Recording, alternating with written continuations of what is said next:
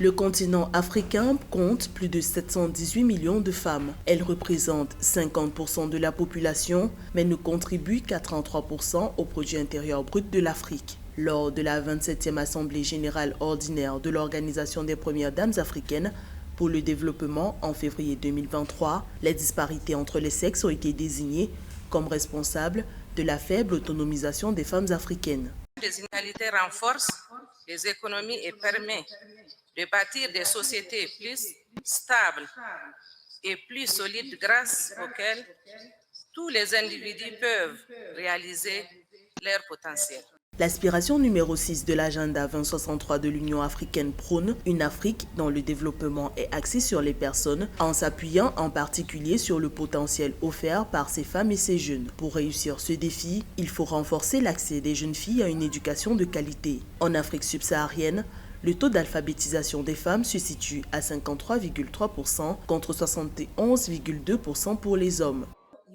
De plus, l'éducation des filles et des jeunes femmes est essentielle pour briser le cycle de la pauvreté et comme on dit, éduquer une fille, c'est éduquer une nation. La réduction de la fracture financière entre hommes et femmes est également un chantier crucial de l'Union africaine. En 2020, le Fonds monétaire international établissait que 37% des femmes ont un compte bancaire contre 48% d'hommes. Pour favoriser l'inclusion financière des femmes, les communautés se mobilisent. Des caisses communautaires permettant le financement de projets de femmes à court terme et avec des taux d'intérêt réduits sont mises en place.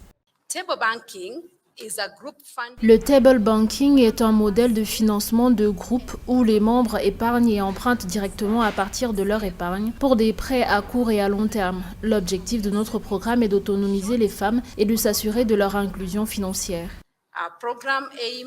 Zinash Tayachou, première dame d'Éthiopie, a déclaré que l'égalité des sexes est essentielle à la réalisation de l'agenda 2063 et des objectifs de développement durable en Afrique. L'Union africaine, dans une politique volontariste, a lancé l'initiative 1 million Next en novembre 2022 pour créer une société plus inclusive dans laquelle tous les citoyens sont activement impliqués sans discrimination de genre.